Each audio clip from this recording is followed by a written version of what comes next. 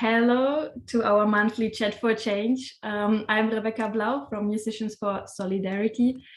And I have the honor today to have with me here in the chat, Hélène Boulègue, who's going to talk with me about stress situations and setbacks and auditions.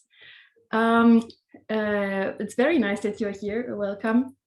And maybe at the beginning, you would like to tell a bit about yourself, who you are, what you are doing as a musician. Yes. Okay. Well, first of all, thanks for having me. I'm honored to be here. It's always a pleasure to talk about, like what real life is as a musician, all the challenges that we face again and again, and with stress and auditions and things after that, like real life as an orchestra musician as well, and yeah, so on. So I'm a flutist. I'm 31 now, so I'm not that young anymore. So I have lots of things to look back upon to actually tell my story. I got my first job when I was 19. It was actually my first audition, where I actually am now in Luxembourg as a second flute.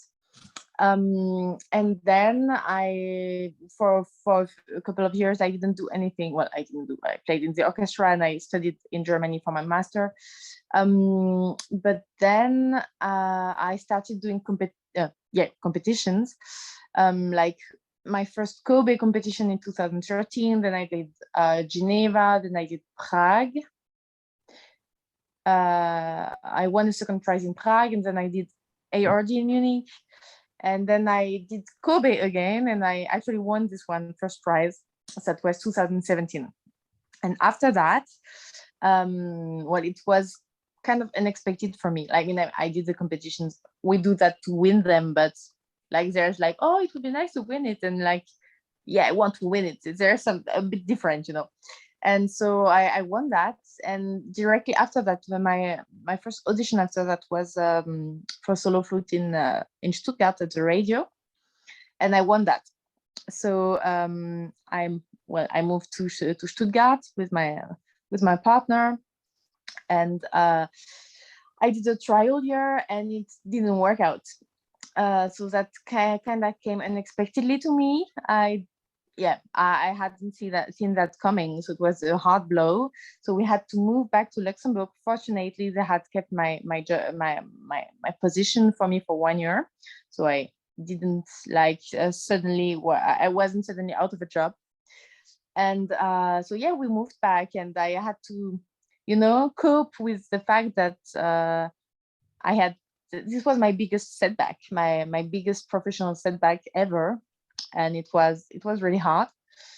And so it was 2.5 years ago, 3 years ago, like time goes so fast, then there was COVID, so it's a bit out of time now. But since then, I have been auditioning again for principal, because I love my life in Luxembourg, but I really want to try out for principal again. And it worked quite well. I did a lot of final rounds and never got a job, which is both great and annoying and frustrating. And we'll see what happens in the future. But what I discovered quite recently even is that there's only one thing for sure, is the jobs you don't audition for, you can't get them. And that's the only certainty in that world. And, a couple of my friends were a bit older than me, or something like that. All of them parents, they got jobs now. And it gives me a lot of courage and a lot of motivation to keep that up. I still have quite a few years to do that, so I will keep at it. Yes. Do you think there's a pressure in the music society that you have to do things till a certain age? Completely. Absolutely. You have these age limits on the competitions, which in a way makes sense, because there are already hundreds of people applying, so you have to somehow put the limits, otherwise it would be thousands. I love competitions. I love competition as a whole thing. Yeah, when I was in school as a kid, I loved that. Wow. And if there were, I know I'm real, but if there weren't no age limits, I would probably go on forever. I don't know.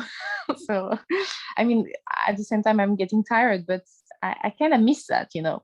So, so there's, I mean, you have to put a limit, and but it's stupid, you know. And also, I come from France, and in France, to audition for the two big conservatories, especially Paris, the age limits are like really dreadful. I don't think that in Germany, No. but yeah, for the two conservatories were like the Hochschule, but there's only two, Paris and Lyon. Well, in Paris, the age limits for flute, like violin, piano, cello, it's 21. When you're 20, over 21, you can't apply for bachelor anymore. It's too late. Like you're, you know, you're out. So many flutists actually go to Germany or to the Netherlands or Switzerland to study nowadays, because they can't study in France. And well, it's good because they learn another view of music also, and it's very different the way other countries teach music, and it's great. I mean, I did my bachelor in Paris and my master in Karlsruhe, so I know what I'm talking about. But this age limit, you know, when I turned 21, I had a job, and at that time I was not studying anymore, but I mean, I had a job, and still I felt like I was old. And I mean, I was 21. That's so stupid. Yes. But you know, you grow up with this in your mind, and like, yeah, at 21 you're out, you're a baby. So yeah. For me, I guess it was more the opposite, that I had like 13 years of school. My birthday is in September, so I'm automatically older than other people. And I heard it quite often during my studies. Like when I was we also have 4 years of bachelor in Germany, that when I was in my 3rd or 4th year, that people told me like, you should be already done with your master. How can it be that you're still studying?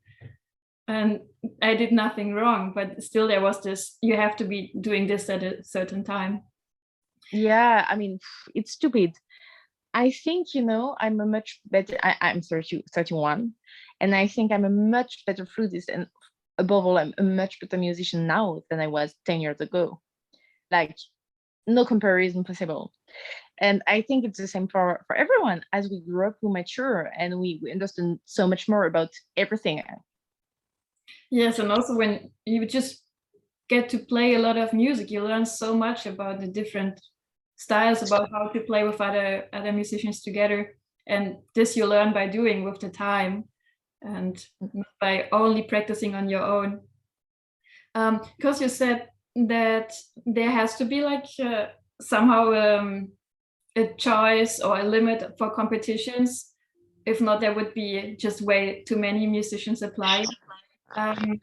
With the COVID, I think it changed a bit, that now, for example, orchestras and also competitions, they have like online pre-rounds instead of only, at least in Germany before, for orchestras, it was only sending the CV and then they judge you by reading your CV.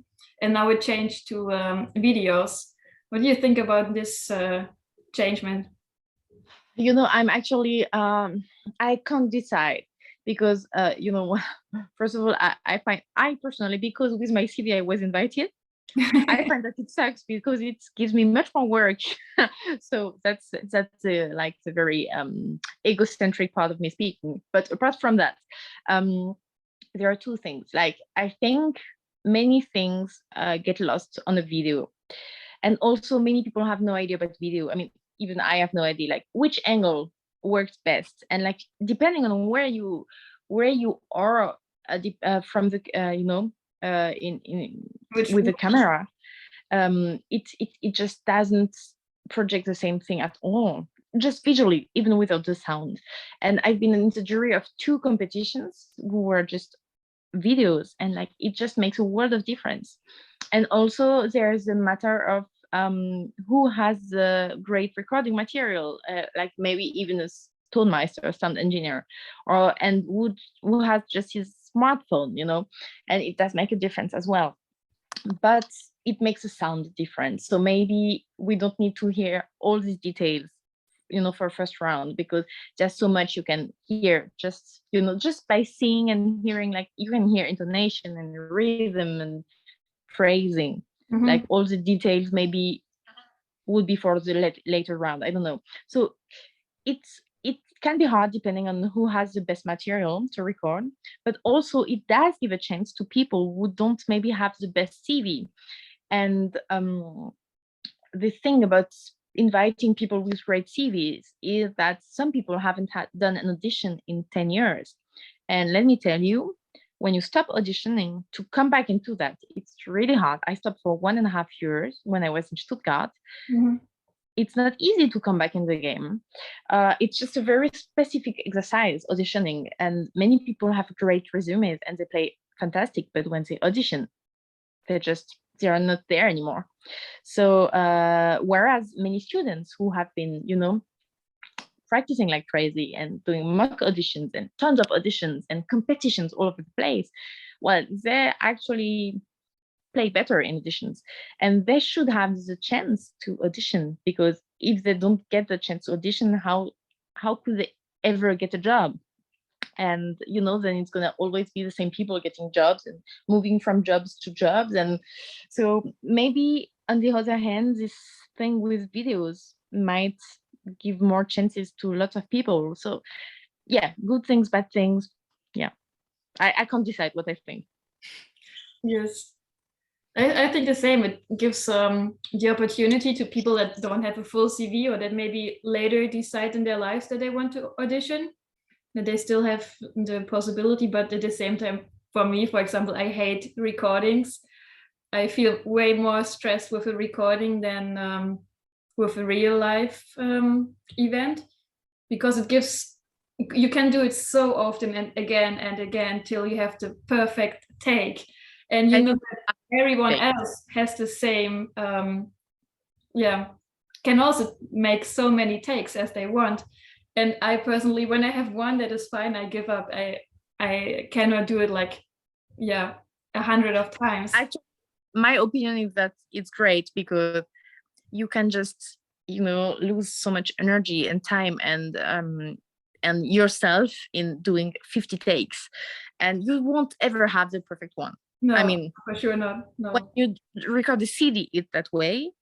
So when you record a video, it's even worse. So I'm doing that for Instagram, and I gave up on the perfect take. At the beginning, when I was making videos, I would just get crazy, and now it's like, okay, this one is out of tune, it's okay, I'll post it. I mean, you can always find something that's not perfect. You can always find something, especially with video, because I shouldn't have moved that way, or whatever. It's the same for everyone. So if you start looking for the problem, you will find the problem. So your advice for people making videos for auditions is to not focus too much on the perfect take, and just, I don't know, the one that feels the best is in a musical way. And well, I would be careful. Like, it depends on many things. For example, which job are you applying for? There's a big difference between solo flute or second flute. I mean, I'm not belittling second flute. I'm a second flute, and I find that the way of people to look down on seconds as a whole, I find it despising. But we just don't look for the same thing into a solo principle. You have to make people dream, like you have to be very creative, and it has to be musically very exciting, but never give up on intonation and rhythmical precision, especially for second flute auditions. You want to be very reliable for that. So intonation and rhythmical precision are key, and I wouldn't post a video where that's a problem for auditions. I mean, for Instagram, it's fine. It's okay if you've got one note out of tune. But I mean, for an audition, it's very important that you take care of that first. And then, of course, it has to be musically interesting. The phrasing has to be in style. If you play Mozart with lots of weird things, you're out. But really, I think 2 keys, like for all the auditions I ever heard, like if you're out of tune and you're rhythmically weird, you can play the most fantastic music and with the most fantastic sound, you're out. because first of all, you're an orchestra player and you need to fit. And for that, intonation and rhythm are key. So I would just take care of that first. And then, I mean, if one note's cracked or maybe the sound is not your best day, but it's, you know, it's smooth and everything fits. So I wouldn't give up on these keys for extra musicality. It depends, you know. Then you always have to weigh what's more important to you, and maybe if you know the people who are gonna listen to that, then you decide. But just really always be careful of intonation and rhythmical stability. I would really take care of that. That is a very good and important advice. I have another question, because you said you did a lot of auditions and competitions. Do you have a routine about how you spend like the last, I don't know, half an hour before or 1 hour before? Yes, well, I personally always plan a lot of time to warm up. I'm a person who needs a lot of time to warm up. In the morning, in the afternoon, it doesn't matter. I really need like almost an hour to feel like, okay, now I'm ready, especially if I have to play something very delicate like Daphnis or something. So I always plan that time to warm up plus half an hour. So if I need to change, if I need to have a snack, if I need to, I don't know, go out and take some fresh air. The last half hour, I just keep warm. So I usually stop practicing what I have to play on stage. And I just practice my, my preferred, like my favorite sound exercises. And maybe there's the last 5 minutes before I go on stage, if it's the first run and it's a Mozart concerto, then I just spend the last 5 minutes I always play G major. So in the G major tonality, to find the color, to find the sound, the warmth. I do lots of harmonics, and I just play the first 8 bars, and so that I'm ready to go on stage and play that really in the mood of Mozart, because this Mozart concerto is like everything, especially the first 8 bars. In any case, the first 8 bars of anything you play in the first round. After that, it's done. So, so yeah, but that's what I do. I like sound exercises, and maybe then focus on, if it's a Mozart, not if it's Excerpt, I focus on that. But I think it's something very personal that you find with time and with the experience. If you have the time to build this experience, I wish anyone to just, get the job on the first or second try. But if it's not the case, and that's more often the case, that you have to audition again and again, then you find, your pace. You studied in France and in Germany, and you worked in different orchestras in Luxembourg and in Germany. Do you think that there's a lot of, I don't know, like help in the schools, for example, to talk about stress and pressure? And because for my feeling, like we always get trained in the school to like how to prepare your instrument, but not how to be mentally prepared, and also not what comes after an audition or competition. Because as you said, mainly you have to audition again and again, and you're not winning the first job. Do you think there's enough, I don't know how to say, help or like consulting people to talk about? Well, I see what you mean. I don't think there is anything official. Well, it depends on the schools. I know in some Hochschulen they do that, like, this mental training. Mm-hmm. I personally had great teachers who talked about that. And also I'm quite lucky because, I feel the stress, but it's not hindering, I don't know how to pronounce that, me too much. It's rare that I completely lose control of my fingers or whatever. So, I don't suffer too much from that. So it's lucky. But I did have teachers who talked about that, like, okay, what happened in the last audition? Okay, what did you do?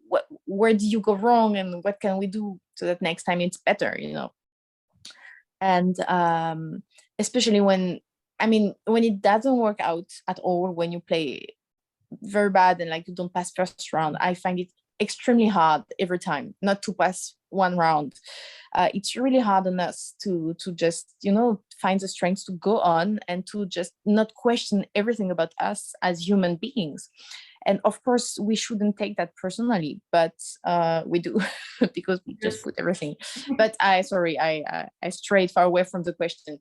I don't think there's enough done officially, and there should be like mental training, and also counseling for when we get it wrong and when we don't get it wrong, but for when it goes wrong, because it does go wrong, and it will, for anyone at some point, it will go wrong.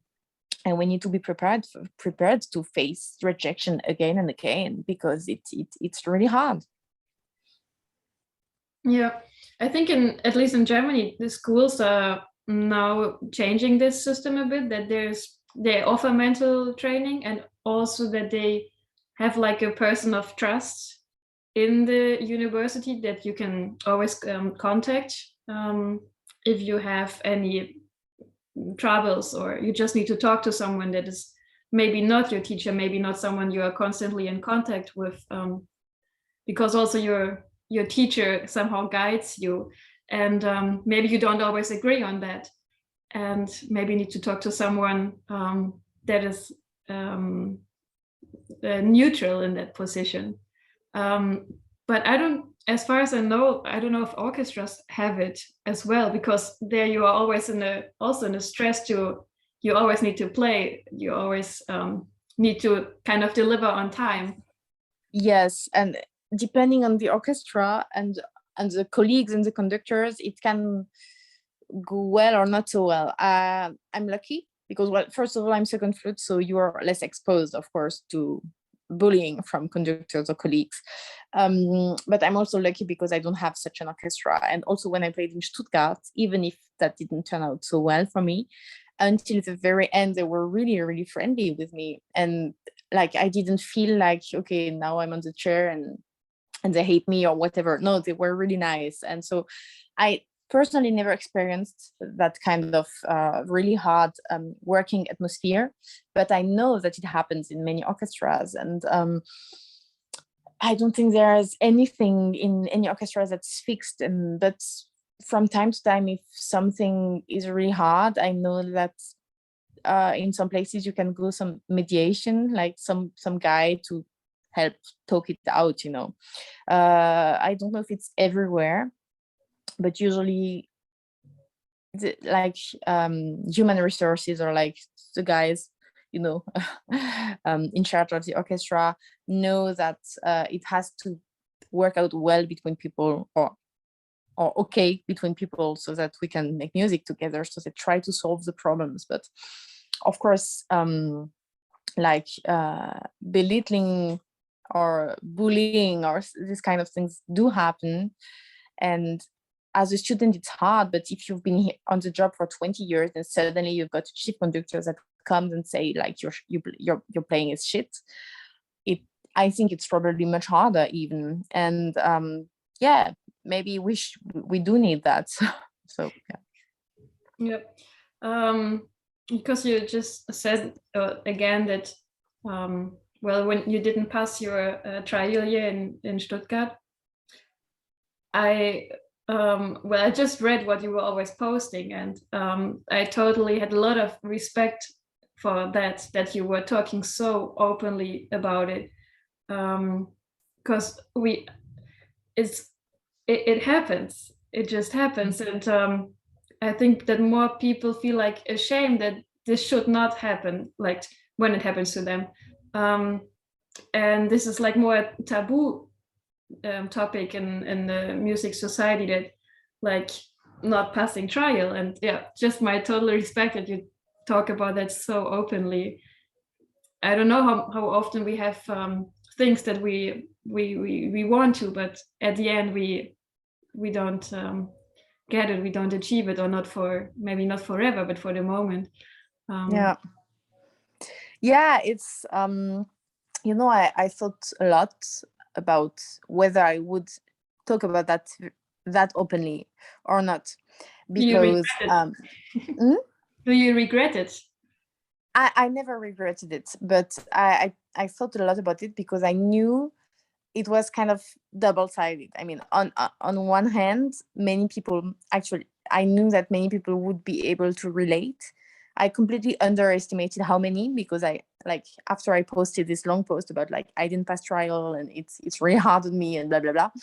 Like I got showered with messages from people, like hundreds of messages of people saying, "Oh, I'm so sorry for you, but I'm so happy you're talking about that because I feel less like I'm the worst human being because I like this thing happened to me or this happened to me, and now I feel that with your CV and that happening to you, like I feel okay to have, you know, experienced this setback or that setback." And so many people related to it. At the same time, I knew that it was a bit dangerous because maybe, you know, now I'm auditioning again, or like if I'm looking for concerts, some people might find me too open about that, especially like I'm sharing my setbacks and not just, you know, like glitters and like, yeah, look at what I've achieved.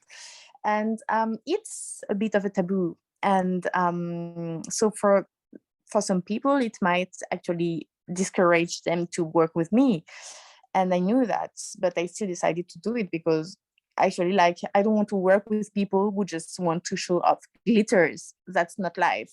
And I don't, I mean, I don't want to have these kind of people for colleagues. But I did think about that a lot because I know it would probably also come back to bite me at a later time. But I never regretted it because so many people related to that, and that's life. And I think especially someone who like me, because I've got this Kobe competition prize, first prize. Like, of course, many people, many flutists mostly know me, and to show that it doesn't mean that life is going to be easy and that you're going to win everything afterwards, and that your life is always going to work out the way you want it. To show that, yeah, it's not how it happens. I think it was important because, you know, as a student, when I had setbacks, and it was so hard for me, and it still is now. And I mean, no one ever talked about it. I would talk to that about it with my teachers, but you know, you had to just suck it up and move on at some point. And I felt like it was not normal. And when I shared that, so many people wrote to me, and because it showed them that it's normal. And I'm pretty sure if you ask any superstar out there, and they would answer honestly, they would also have their share of stories, of setback stories. And it doesn't have to be big setbacks. Sometimes what we feel is very different. We all have our stories and things, but I think it's very important to talk about that. And also, I think it makes all the achievements and success is so much bigger, you know. So yeah, that's why I decided to do it. Yeah, thank you for that a lot. I don't know if also the whole internet has a role in that we are used to share only the things that we achieved, and we share our good recordings, we share our stories, like I won this, I did this, or we share only the happy moments, but usually not the setbacks. And also with, for example, with recordings, we share the perfect ones. Well, for a CD, of course, that's a CD. But even for I don't know, on YouTube and also on Instagram, that you find so many things that are like cut a million of times, that they are showing something that is not happening in the reality. Do you think also it has an impact on the? Definitely.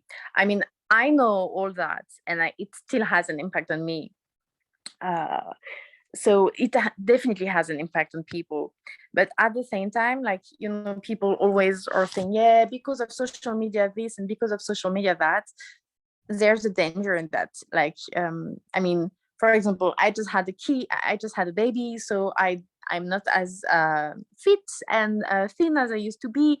And on my Instagrams are like so many like perfectly fit women showing up, and I'm like, it makes me feel like I should, you know, do something about it, but I don't have the time or energy, whatever. So it impacts me too.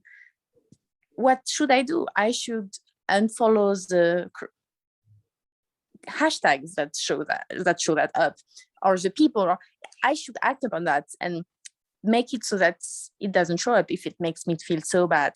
So the thing is, social media is what you make of it. And you, of course, then the algorithm is also not helping, but you can choose who to follow or unfollow. And if it makes you feel bad, well, you should unfollow people, even for just a time. It's not personal. It's just that, you know, mental health is really, really important and tough at times, and you have to take care of yourself. And, you know, if people are just showing glitters, and after seeing just glitters for weeks and for weeks, you feel like you're the worst human being out there. Just, I don't know, shut Instagram for 1 week, do something, and come back when you feel better. We have to be careful with that, and with how we use it. But if we use it mindfully, it's such a great tool. I love social media, but it is what you make of it. And at times I just, you know, I just use Instagram as a messenger thing, and I don't watch it. Like, for example, nowadays I'm tired. As I said, I feel like I just had the baby, and I'm not as I used to be, and I don't want to see that anymore. So I'm just not seeing a lot of Instagram right now.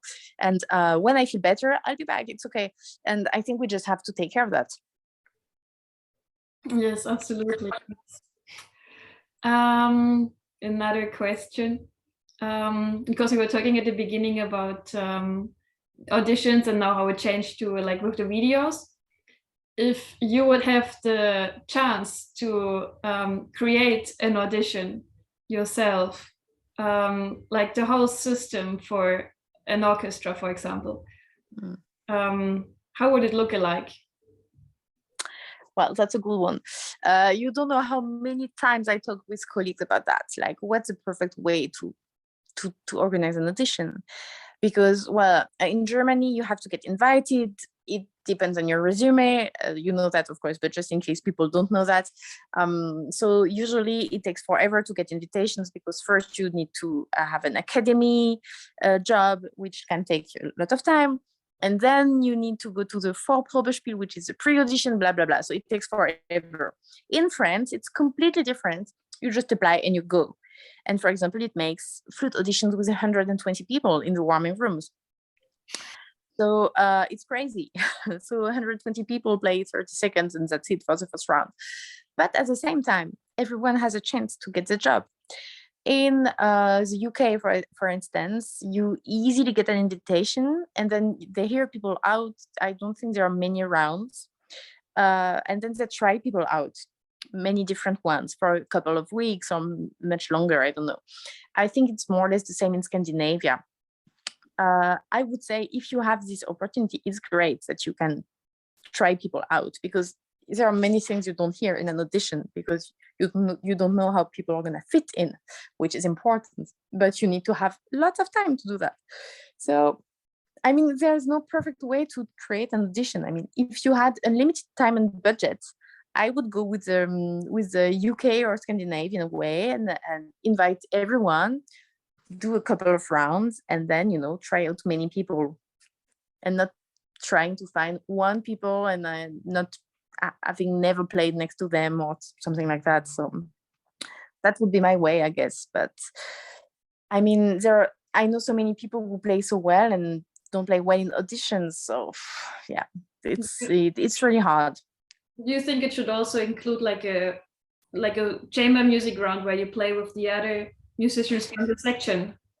It's a good idea. I mean, they did that in Switzerland in August, and when I saw that on the program, I was like, oh, that's a great idea.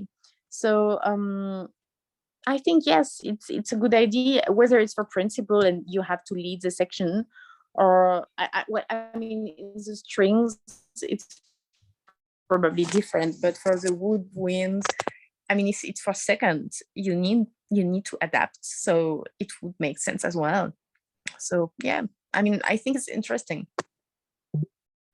And any ideas how orchestras, because it's all about the musical abilities, but at the end you also have to fit socially inside.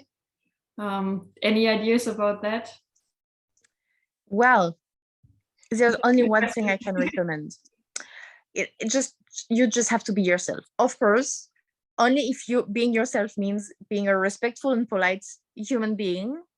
I mean, you still need to behave like a human being, but you have to stay yourself, because if it works out and you have been like, behaving like you wouldn't normally, you still have, like, I don't know, if you're 20 or 25 or whatever, when you get the job, you have 40 years to go with your colleagues.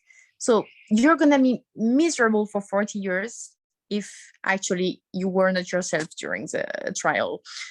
So just be polite and well-educated human being, of course, but be yourself, because you also don't want to stay there if you're not fitting in. It's going to make you miserable.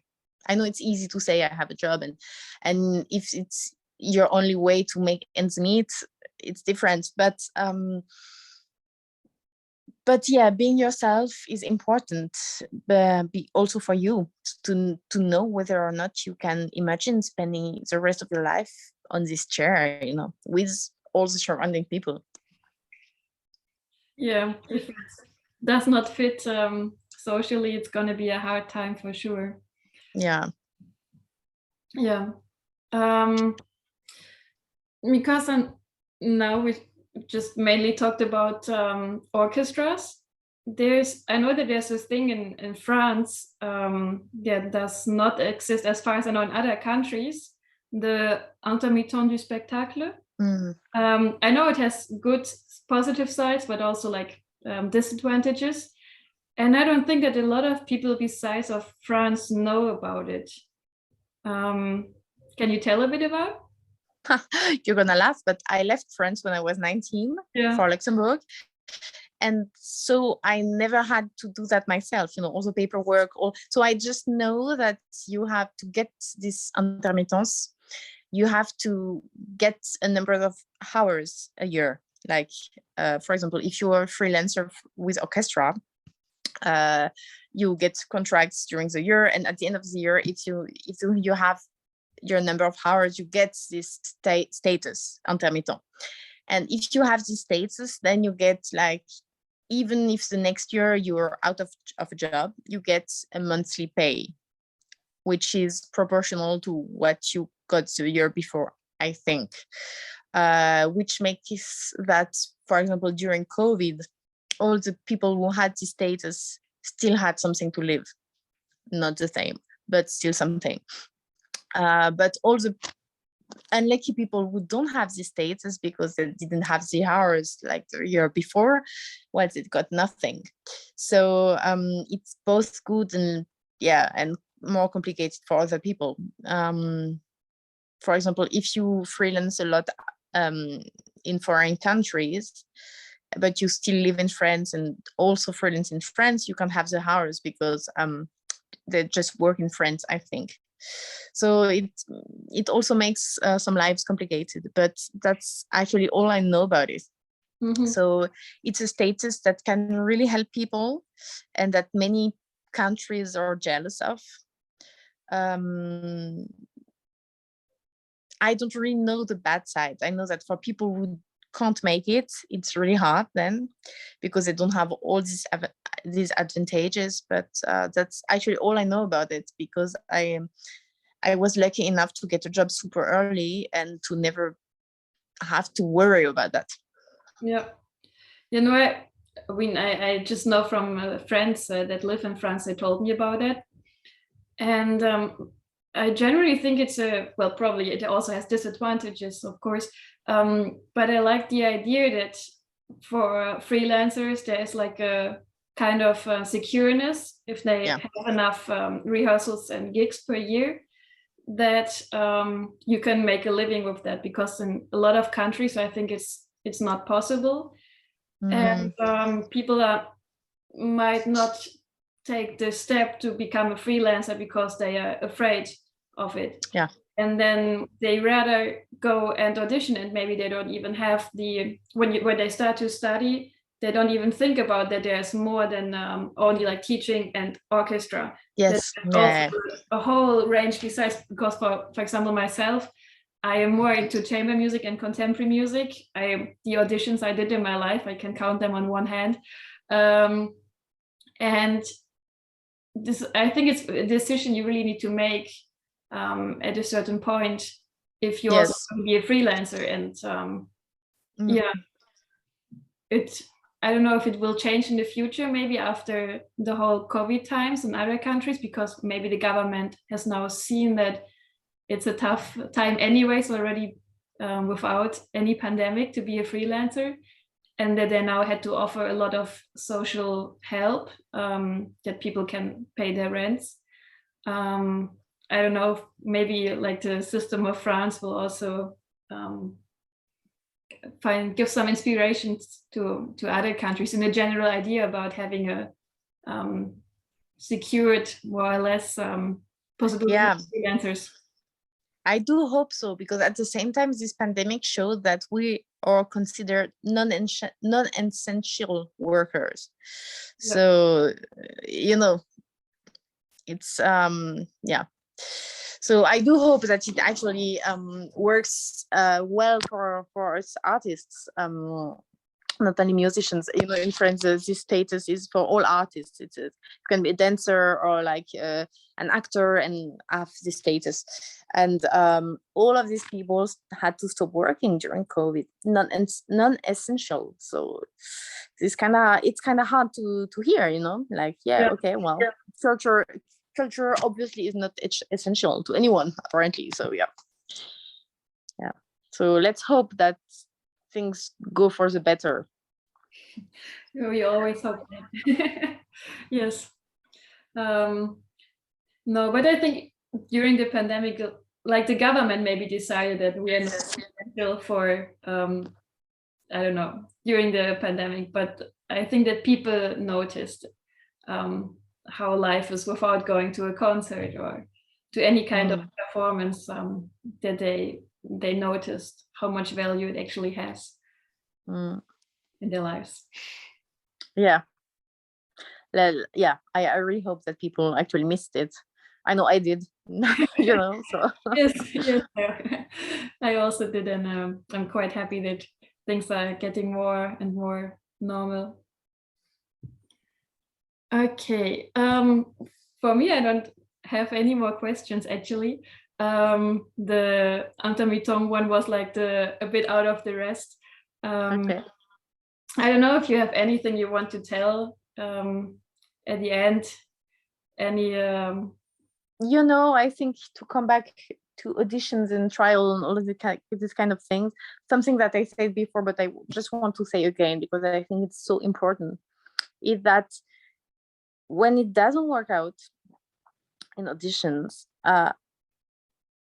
it's very important not to take it personally, because there are so many things counting for an audition, and it sometimes doesn't even have anything to do with your playing. It's just maybe like your way to move is that like the people in the section find it's like too different, or maybe they don't like this kind of sound, or maybe they find you played it too fast, or it's too hectic for me, or I don't know, or maybe they just had lunch and they just wanted to take a nap, or maybe someone played just before you and it was like the perfect fit, and so they stopped listening.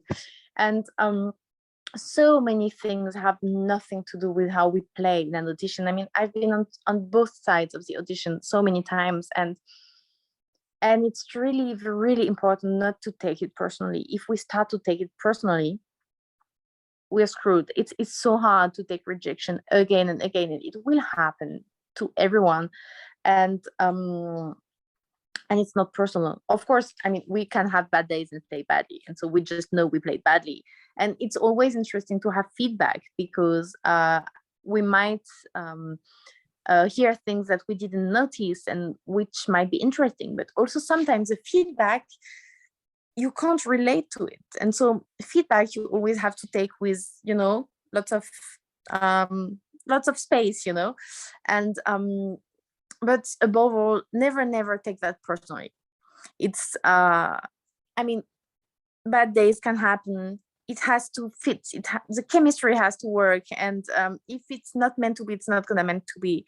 It's not gonna be, you know. And it's for the best. And so try not to take that personally ever, because if you do, it's gonna destroy you, and it would be a shame, because really, like, when you are on the other side, you notice, like, for maybe you and your colleague won't be looking for the same thing at all. So it can't work because you don't fit exactly the other one. And maybe you wanted to, like, I wanted to vote for you and I did, but the other two people were like, oh no, I don't like this kind of thing. And you need to have lots of luck. You don't just need to be the best, you know. And what's the best anyway? It's music, it's subjective. But you also need lots of luck and to fit. And if you don't, well, then better luck with another orchestra and try us somewhere else and just try again, because the only thing you know for certain is that if you don't try, you're not gonna get the job. But don't take it too personally, ever. So that's it. That's a very good advice. So thank you a lot for that. And thank you again for having the time and all your honesty to talk about that. Oh, it was my pleasure, really. I always talk a lot, so I'm too fast, so hopefully it was understandable. But it's always very important for me to talk about that, so that, you know, students and people out there facing rejection again and again don't feel like they're the only ones and they're desperate and they want to stop everything. It's like, it's just normal. It sucks, but it's normal. So yeah. So thank you a lot, and I wish you a very nice evening.